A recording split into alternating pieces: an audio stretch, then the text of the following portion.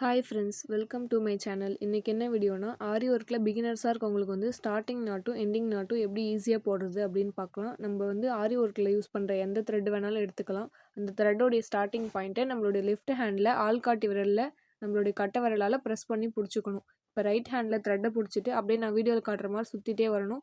ஒரு 6லேருந்து 8 சுற்று வரைக்கும் சுற்றிக்கலாம். சுற்றினதுக்கப்புறம் இப்போ என்னுடைய ரைட் ஹேண்டில் எப்படி ப்ரெஸ் பண்ணி இழுக்கிறனோ அதே மாதிரி வெளியே இழுத்துடணும் நூலை. இப்போ அந்த நூலுடைய ஜாயிண்டிங் இருக்கும் இல்லையா, அந்த ஜாயிண்டிங் வந்து ரைட் ஹேண்டால் பிடிச்சிக்கிட்டு லெஃப்ட் ஹேண்டால் நான் இழுக்கிற மாதிரி இழுத்தீங்க அப்படின்னா இப்போ அந்த நாட் வந்து விழுந்துடும். இவ்வளோ தான், ஈஸியாக போட்டுடலாம்.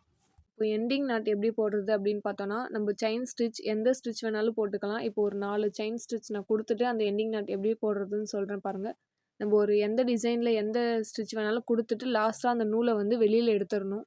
நம்ம நூலை வந்து வெளியில் எடுத்தோம் இல்லையா, இப்போ அந்த நூல் வழியாக ஊசியை விட்டு நம்ம வந்து ஃப்ரேமில் குத்திடணும். குத்திட்டு அடியிலேருந்து ஒரு தடவை சுற்றிட்டு மறுபடியும் இன்னொரு லூப் வந்து வெளியில் எடுக்கணும்.